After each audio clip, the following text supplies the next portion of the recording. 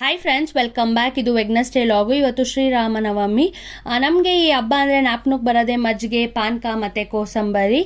ಇವತ್ತು ರೋಡ್ ಸೈಡಲ್ಲಿ ಆಗಿರ್ಬೋದು, ಅಲ್ಲಲ್ಲೇ ಮತ್ತು ದೇವಸ್ಥಾನದಲ್ಲಿ ಎಲ್ಲ ಕಡೆನೂ ಇದನ್ನು ಕೊಡ್ತಾ ಇರ್ತಾರೆ. ಪಾಪ ಬಿಸಿಲಲ್ಲಿ ಕೆಲಸ ಮಾಡೋರಾಗಿರ್ಬೋದು, ನಡ್ಕೊಂಡು ಬರ್ತಿರೋರಿಗೆಲ್ಲ ಇದನ್ನು ಕೊಟ್ಟಾಗ ಏನೋ ಒಂಥರ ಖುಷಿ, ಹೊಟ್ಟೆಗೆ ತಣ್ಣಗೆ ಅನಿಸುತ್ತಲ್ಲ. ಸೊ ಹಾಗಾಗಿ ನಾವು ಕೂಡ ಅಷ್ಟೇ, ಕಾಲೇಜಿಂದ ಬರಬೇಕಾದ್ರೆ ಸ್ವಲ್ಪ ಬಿಸಿಲಿರೋದಲ್ಲ, ಆವಾಗ ಇದನ್ನು ಕೊಟ್ಟಾಗ ಕುಡಿದ್ಬಿಟ್ಟು ತಣ್ಣಗೆ ಅನಿಸೋದು, ಅದು ಮೆಮೊರಿ ಇನ್ನೂ ಚೆನ್ನಾಗಿ ಜ್ಞಾಪನಕ್ಕಿದೆ. ಇವತ್ತು ನಾನು ಕೂಡ ಪೂಜೆಗೆ ನೈವೇದ್ಯಕ್ಕೆ ಇಡೋಣ ಅಂದ್ಬಿಟ್ಟು ಕೋಸಂಬರಿ ಮತ್ತು ಪಾನಕ ಮಜ್ಜಿಗೆನ ಮಾಡ್ತಾ ಇದ್ದೆ. ಕೋಸಂಬರಿನ ಸ್ವಲ್ಪ ಡಿಫ್ರೆಂಟಾಗಿ ಮಾಡಿದೆ, ತುಂಬ ಟೇಸ್ಟಿಯಾಗಿ ಬಂದಿತ್ತು. ಹೆಸರು ಬೇಳೆನ ನೆನೆಸ್ಬಿಟ್ಟು ಅದಕ್ಕೆ ಸೌತೆಕಾಯಿ, ಕ್ಯಾರೆಟ್ ತುರಿ, ಮಾವಿನಕಾಯಿ ತುರಿ, ಸ್ವಲ್ಪ ಹಸಿಮೆಣಸಿನ್ಕಾಯಿ, ಕೊತ್ತಂಬರಿ, ಕಾಯಿ ತುರಿನ ಹಾಕ್ಬಿಟ್ಟು ಒಗ್ಗರಣೆ ಕೊಟ್ಟಿದ್ದೆ. ಎಣ್ಣೆ, ಸಾಸಿವೆ, ಕರಿಬೇವು, ಹಿಂಗಾಕಿ ತುಂಬ ಟೇಸ್ಟಿಯಾಗಿತ್ತು. ಒಂದ್ಸರಿ ಮಾವಿನಕಾಯಿ ಮತ್ತು ಕ್ಯಾರೆಟ್ ತುರಿ ಹಾಕಿ ಟ್ರೈ ಮಾಡಿ ಕೋಸಂಬರಿನ, ಸಕ್ಕದಾಗಿತ್ತು ಅಂತ ಹೇಳ್ಬೋದು. ನಾನು ಕೂಡ ಪೂಜೆ ಎಲ್ಲ ಮುಗಿಸ್